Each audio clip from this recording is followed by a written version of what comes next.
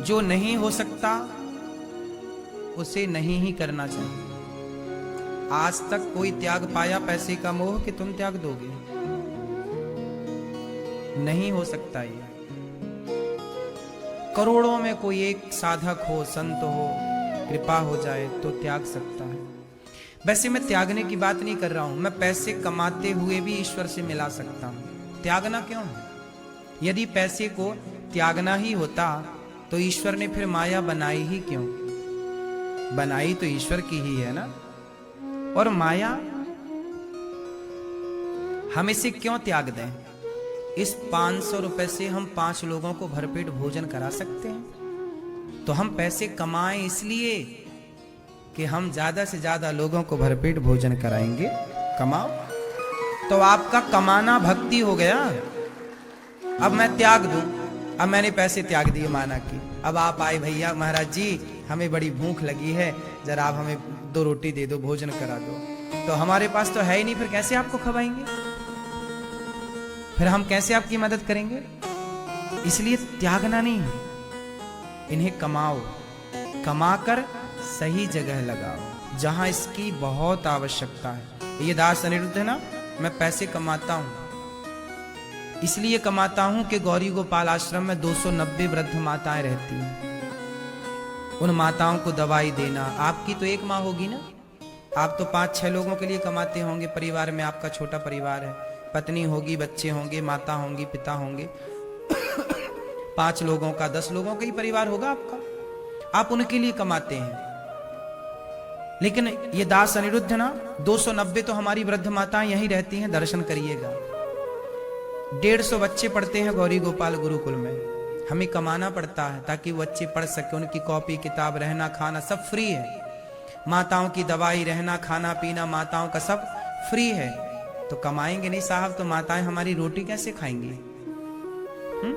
और गौरी गोपाल आश्रम में एक अखंड अन्न क्षेत्र चलता है, कोई भी आओ सबके लिए पेट भर भोजन मिलता है। 30,000 लोग पर डे भोजन करते हैं। तो कमाना तो पड़ेगा। लेकिन कमाई, अब ये बताओ कि मेरा कमाना सही हो रहा है कि गलत हो रहा है?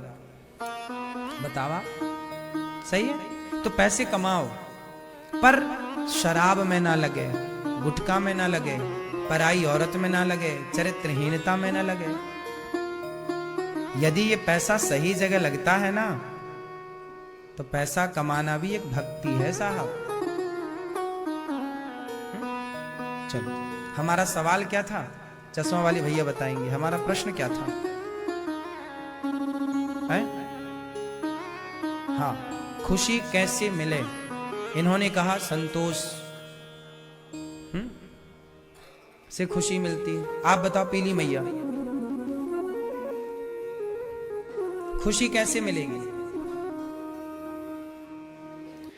अब सुनो, आप सबने अपनी अपनी जगह सही बात की। खुश कैसे रहा जाए, इसका मूल मंत्र है कि खुश रहने के लिए हमें यह मानना पड़ेगा कि मैं करता नहीं हूं। करता कौन है? ईश्वर। यदि आप स्वयं को कर्ता मानोगे तो कर्ता जब आप अपने को मान लोगे, आपने कहा कि पैसा नहीं कमाऊंगा, इसका मतलब आपने ये मान लिया था ना कि मैं कमा रहा हूं। पर अब अपने को ये मानना है कि मैं नहीं कमाता, भगवान मुझे इसलिए देते हैं कि किसी को इन हाथों से दिलाना चाहते हैं। जरा सी दृष्टि बदलनी है, थिंकिंग, विचार, ठीक है? दृष्टिकोण बदलना है, नजरिया। क्या बदलना है मेरी मां? क्या बदलोगी? ये नजरिया बदलना है कि मैं नहीं करता, सब भगवान कर रहे हैं। जब आप ये मान लोगे कि मैं कुछ करता ही नहीं, मैं तो नाचने वाली पुतली हूं। नचाने वाला कौन है? कौन नचाता है? अच्छा ये बात बताओ मुझे, आप लोग मुझे समझाओ। अच्छा बताओ, सचमुच भगवान नचाते हैं कि नहीं नचाते? ये बात सही है। किसका सोचा किसका चाहा होता है, आपका कि भगवान का? आपका चाहा सोचा होता है। इसका मतलब है कि हम नाचने वाले हैं। वो आपने कठपुतली का नाच तो देखा होगा, राजस्थान में खूब चलता है। ऐसे उंगलियों में तार फंसा के धागा, और जैसे नचाता ना गजब। ऐसी हमारे तार भी ईश्वर के हाथ में। क्यों जी, बात सही है। तो नाचने वाले हम हैं और नचाने वाले सब ही नचावत राम गुसाई, उमा दारु जोसित की नाई। हम सब नाचने वाले हैं, हम सबको विधाता इसलिए खुश रहना है। तो ये मान लो कि जो हो रहा है वो ईश्वर की मर्जी है, और ईश्वर की मर्जी में सदा खुश रहो कि प्रभु ये तुम्हारी लीला है। जब शंकर जी से माता सती ने कहा कि भोलेनाथ ये भगवान थोड़ी है राम को। जब राम जी ढूंढ रहे सीता कहाँ हो, राम जी पागल से होकर नहीं, सीता जब रावण ले गया तो राम जी पागलों की तरह रो रहे थे, सीता कहाँ चली गई सीता।